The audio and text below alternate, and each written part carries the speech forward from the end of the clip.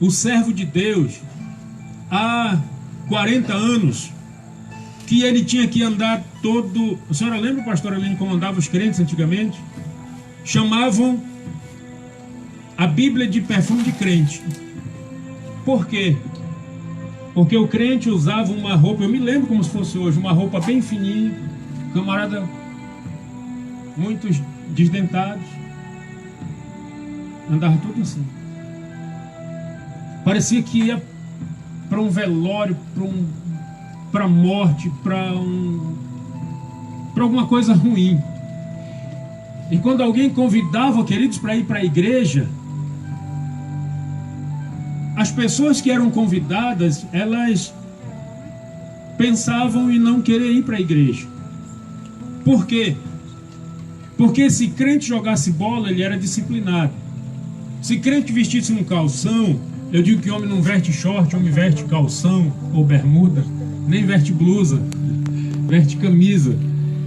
Então, quando se olhava um crente que era proibido até de comer pimenta, porque estava maltratando o templo do Espírito Santo, que é o nosso corpo. Então, queridos, nós perdemos muitas coisas, porque éramos proibidos. A praia foi entregue para o diabo,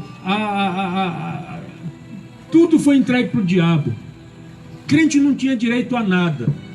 E eu digo para os irmãos hoje, se Deus quisesse que você sofresse pelo Evangelho, você teria nascido na Rússia, teria nascido na China, teria nascido no Oriente Médio. Nós, queridos, nascemos no Brasil. E alguém tenta impor nesta nação algo chamado racismo. Eu sou filho de negros. E eu não concordo, queridos, que negros tenham tantos por cento para poder entrar. Ele está se desconsiderando como um ser humano. Quando nós achamos que temos que ter uma porcentagem para entrar em qualquer lugar, em concurso público ou em qualquer área que seja, nós estamos nos discriminando. Nós estamos entendendo e aceitando que não temos capacidade de disputar com outras pessoas.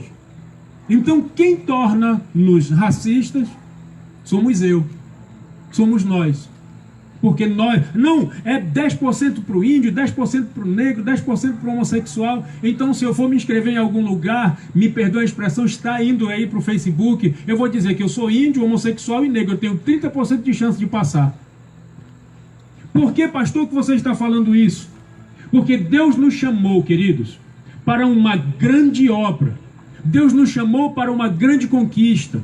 Deus nos chamou para que nós não nos tornemos grandes, mas que anunciemos o grande nome de Jesus. E nós estamos perdendo a oportunidade de pregar o Evangelho. A juventude está morrendo. Se você olhar os jornais, é de 14 a 30 anos. A juventude está definhando porque está morrendo. Pais estão enterrando os seus filhos. E o que nós estamos fazendo, queridos? Aí eu olho para mim, eu aponto o meu dedão para mim e eu digo, Deus, eu não estou fazendo nada. Porque quem se declara das trevas não tem vergonha de falar das trevas. Porque quem se declara uma raça diferente, porque é assim que tentam colocar, tentam se impor, não tem vergonha. Mas nós que somos cristãos, temos vergonha de orar, temos vergonha de ler a palavra de Deus, temos vergonha de profetizar, temos vergonha de declarar a nossa fé. E nós estamos em um país livre.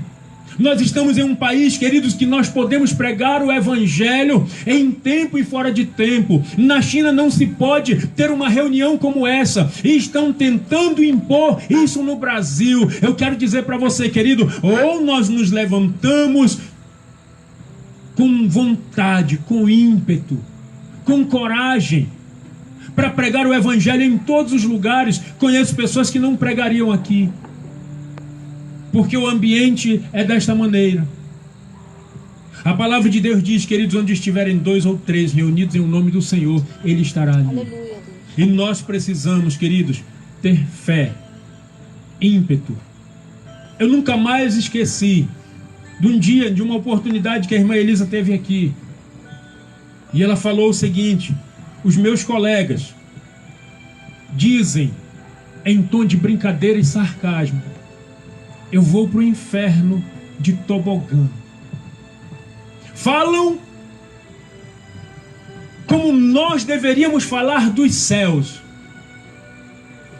Eles têm coragem de falar do império das trevas como nós deveríamos falar do reino de Deus. E nós muitas vezes nos envergonhamos do nome de Jesus. E o Senhor Jesus disse: aquele que se envergonhar de mim diante dos homens, eu me envergonharei deles diante do meu Pai que está nos céus. Não é fácil para mim falar isso não, queridos. Eclesiastes capítulo 11, versículos 9 e 10 e o versículo 1 do capítulo 12.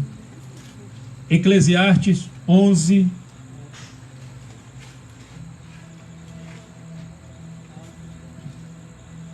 aleluia, Deus, glória a Jesus.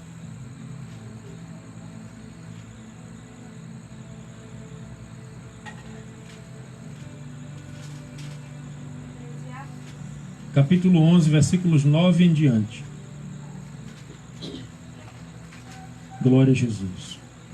Enquanto os irmãos procuram, queridos, eu quero aqui mostrar a minha alegria. A semana passada, eu quase quebro o pé, eu estou manquejando ainda.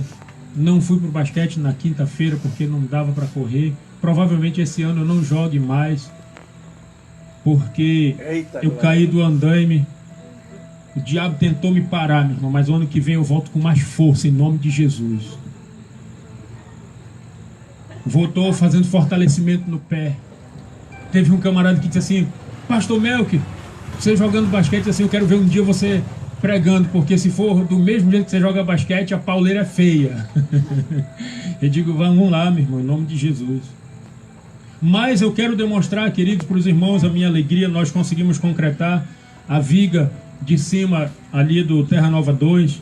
Fizemos um orçamento. O irmão André Felipe, que tem ali sido uma bênção para as nossas vidas, ele procurou verificar, fez em 3 lugares o orçamento, e eu fiquei um tanto preocupado, porque a minha vontade, o meu desejo era que, ainda é, hoje é dia 5, é dia 4, e hoje é 5, o meu desejo é que até o dia 30 nós tenhamos aquele material todo lá, pelo menos o material.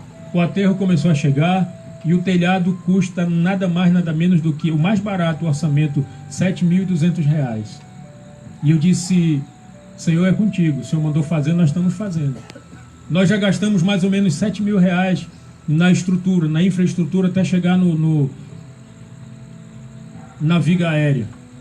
E eu creio que se Deus nos colocou ali naquele lugar, queridos, Deus vai fazer acontecer. Agora, nós temos feito o que é humanamente possível, nós estamos correndo atrás. E eu creio que Deus vai enviar em nome do Senhor Jesus. Ontem à tarde eu estava quase que chorando, digo: Senhor, são R$ 7.000. Semana passada tinha 1.190 lá na igreja, nós rapamos tudo, compramos de material. Recebi a indenização, mais da metade, comprei mais material. E aí nós conseguimos fazer ali. E eu digo: Senhor, nós rapamos o caixa da igreja. E eu disse: Senhor, só o Senhor mesmo. Chegamos no monte ontem, uma irmã disse assim: Pastor, Deus tocou no meu coração, eu vou passar a entregar o dízimo lá para a sua obra. Eu digo: Deus vai começar a enviar pessoas. Querido, quando nós nos preocupamos com a obra de Deus, Deus levanta pessoas para abençoar. Enquanto a dificuldade da obra de Deus não fizer efeito, queridos, não tiver preocupação na nossa vida, nossos projetos e planos também não farão preocupação para Deus. Todos acharam? Versículo 9, capítulo 11, versículo 9. Alegra-te, mancebo. Mancebo é jovem, queridos. Alegra-te, mancebo, na tua mocidade. E recreie-se o teu coração nos dias da tua mocidade. E anda pelos caminhos do teu coração e pela vista dos teus olhos.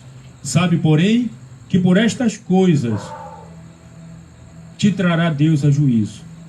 Afasta, pois, a ira do teu coração e remove da tua carne o mal, porque a adolescência e a juventude são vaidade. Lembra-te do teu Criador nos dias da tua mocidade, antes que venham os maus dias e cheguem os anos dos quais venhas a dizer, não tenho neles contentamento. Pai, em nome de Jesus, meu Deus, eu te agradeço, Pai, pela tua palavra, pela tua graça, pelas tuas misericórdias. Te agradeço, meu Deus, porque nós estamos aqui, Pai. A força da lei, Pai querido, diante, meu Deus, do povo judeu, mostra que 10 homens, se não tiverem 10 homens circuncidados, meu Deus, em uma sinagoga, não pode haver um culto. Mas a tua palavra, meu Deus, diz, o Senhor Jesus diz, que onde houver 2 ou 3 reunidos em o nome do Senhor, o Senhor se fará presente. Por isso, Pai, eu te peço, fala conosco, meu Deus. Opera maravilhas, Pai, em nome de Jesus. Queridos, quando eu leio Eclesiastes, eu já ouvi algumas pregações com respeito a Eclesiastes. Salomão foi o homem que escreveu Eclesiastes, e alguns estudiosos dizem que ele escreveu Eclesiastes na sua velhice. Imaginem que Provérbios, ou que Cantares de Salomão, primeiramente, ele era um homem que tinha força, tinha vigor, tinha ímpeto, tinha palavras, tanto palavras delicadas quanto palavras amorosas. E ele, quando olhava para uma mulher, ele galanteava essas mulheres, ele conseguia encantá-las pelas suas palavras. Quando nós olhamos para o livro de Provérbios, nós vemos Salomão um grande conselheiro. Ele começa a falar sobre o caminho da morte, o caminho da prostituição, a obediência, a sabedoria. Mas quando ele vai falar, ou quando vai escrever, ou recitar o livro de Eclesiastes, ele já é um senhor. E ele chega a ponto de dizer, e às vezes, queridos, eu já me peguei rindo disso, porque eu já vi alguns senhores de idade dizerem assim, Jesus me libertou de tal coisa. E aí, queridos, eu digo, mas às vezes a minha mente fica embaraçada. Por exemplo, conheci um pastor que ele diz assim, pastores, Jesus me libertou da bola, do futebol. Mas um homem com mais de 60 anos de idade não dava mais conta de correr, queridos. Então ele tinha que parar. Jesus não libertou. Eu digo para os irmãos, Salomão, ele tem a coragem de dizer, encontrei algo mais amargo do que a morte. A mulher cujo coração é perverso, e ele era um homem que na sua juventude, toda mulher que ele via, ele galanteava, e ele tinha muitas mulheres, a Bíblia conta sobre isso. Então para ele, querido, depois de velho, era fácil dizer que a mulher era amarga. Mas isso só é um ponto de vista que eu estou colocando aqui. Por quê? Porque ele diz assim, alegra-te, jovem, na tua mocidade, e recreie-se o teu coração na tua mocidade. Ele não está proibindo o ser humano de nada, mas ele já é um senhor de idade trazendo conselhos e dizendo assim, olha, você pode fazer tudo o que você quiser, mas tenha consciência de uma coisa, um dia a conta chega. Não é assim o ditado de hoje? Um dia a casa pode cair.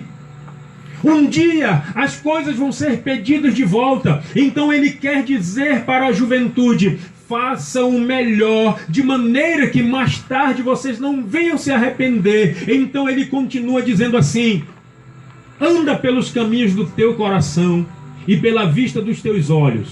Sabe, porém, que por estas coisas trará Deus você a juízo.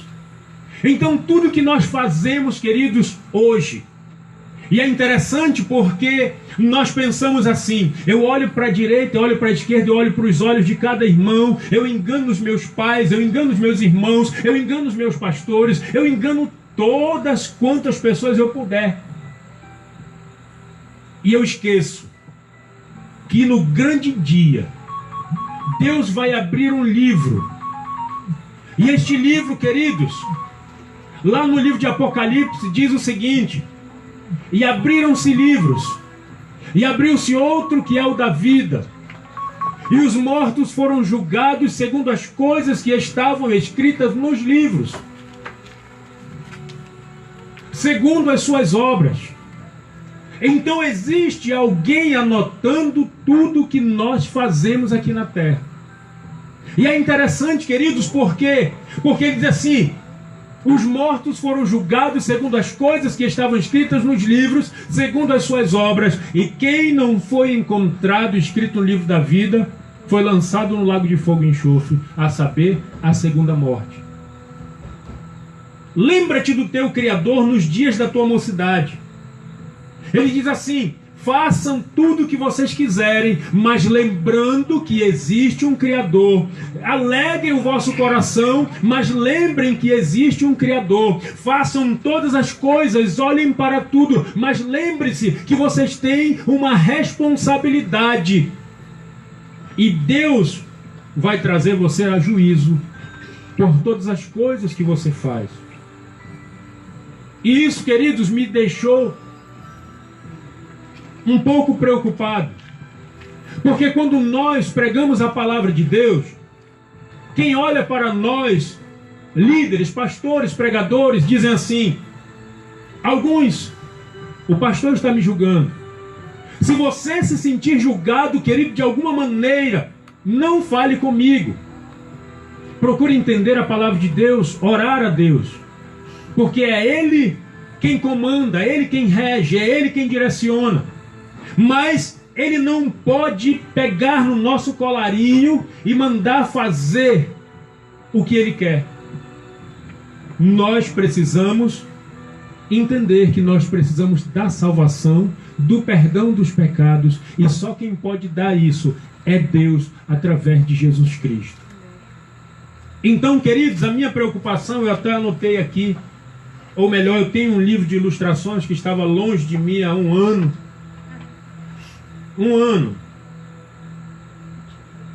E eu quero, queridos, fazer uma pergunta primeiro.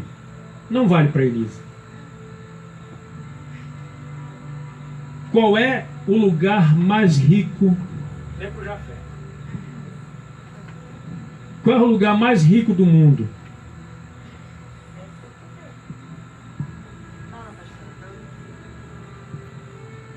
Irmão Clay, sabe qual é o lugar mais rico do mundo? Céu. Céu? Do mundo. Do mundo. Alguém sabe? Eu sei. Vocês que sabem não tem graça. Vocês são muito inteligentes. Dos países, já pastor? Não, o lugar mais rico do mundo. No mundo todo, no mundo. Olha, mas deixa eu mais falar. Esse lugar tem em todo lugar. Jesus. Jesus. Uma vez alguém perguntou para um homem: qual é a maior riqueza do ser humano?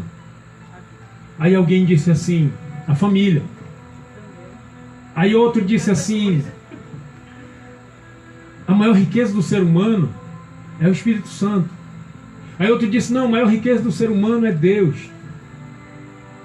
A maior riqueza do ser humano é a sua psique, É a sua consciência mesmo. que o pastor expôs aqui há pouco. Mas o lugar mais rico do mundo, diga aí, pastora. O cemitério. Pastor, o cemitério.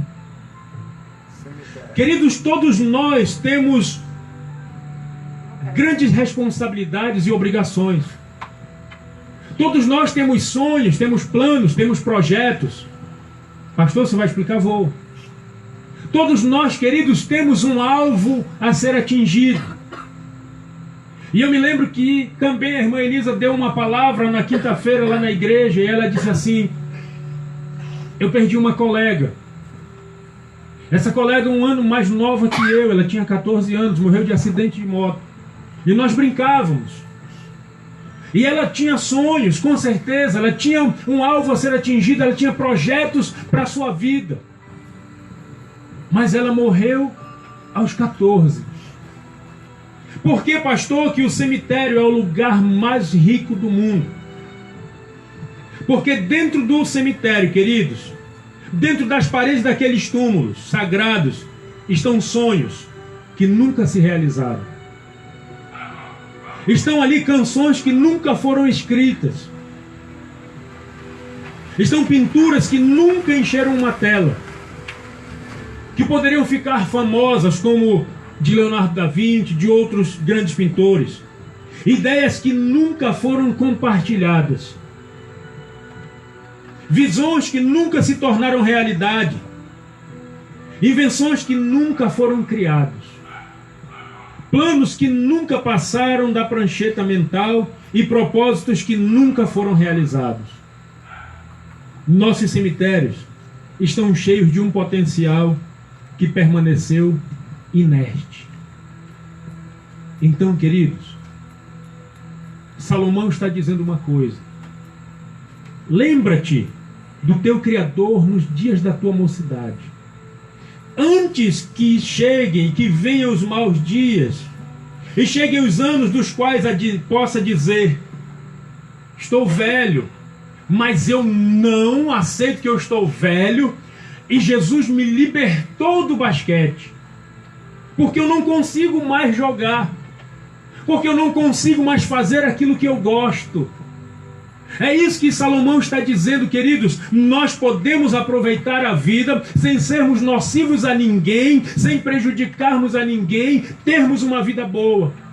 E é interessante que eu tenho um colega do basquete que ele tem 62 anos de idade, o Zeca. Eu tenho 43 e não consigo marcá-lo. E se deixar ele arremessar da linha dos 3, ele faz. E para quem entende, é chuá. O velhinho é insegurável pelos outros velhos. Podemos ter saúde, queridos.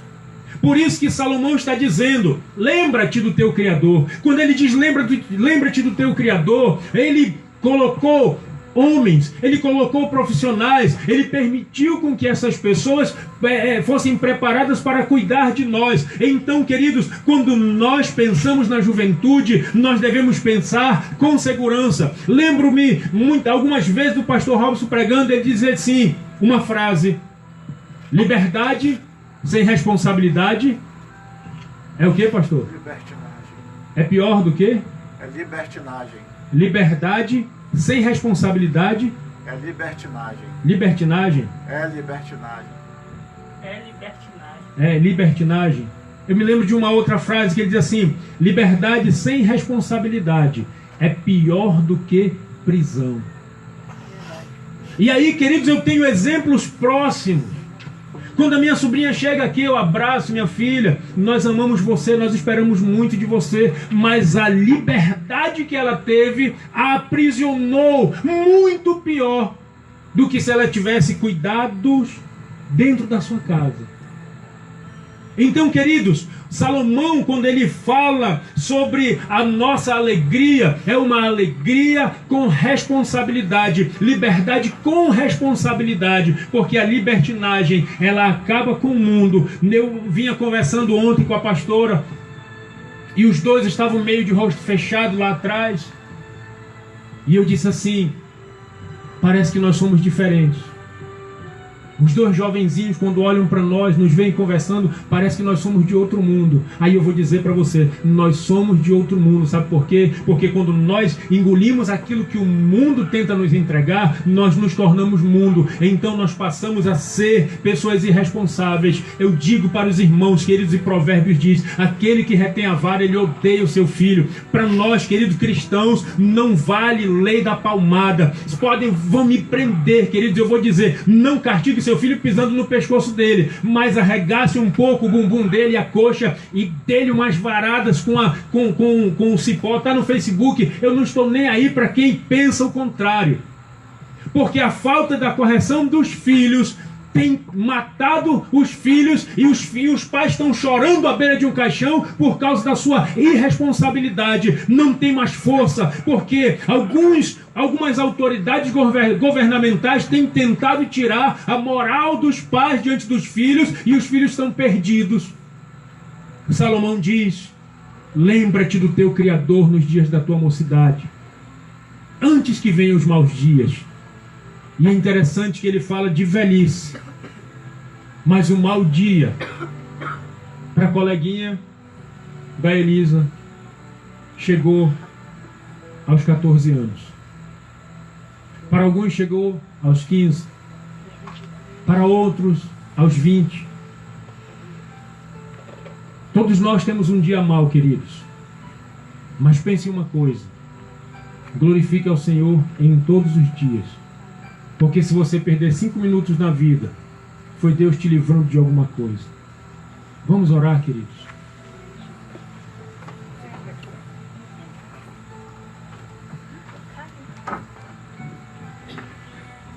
Aleluia, Deus. Santo é o nome do Senhor. Glória a Deus.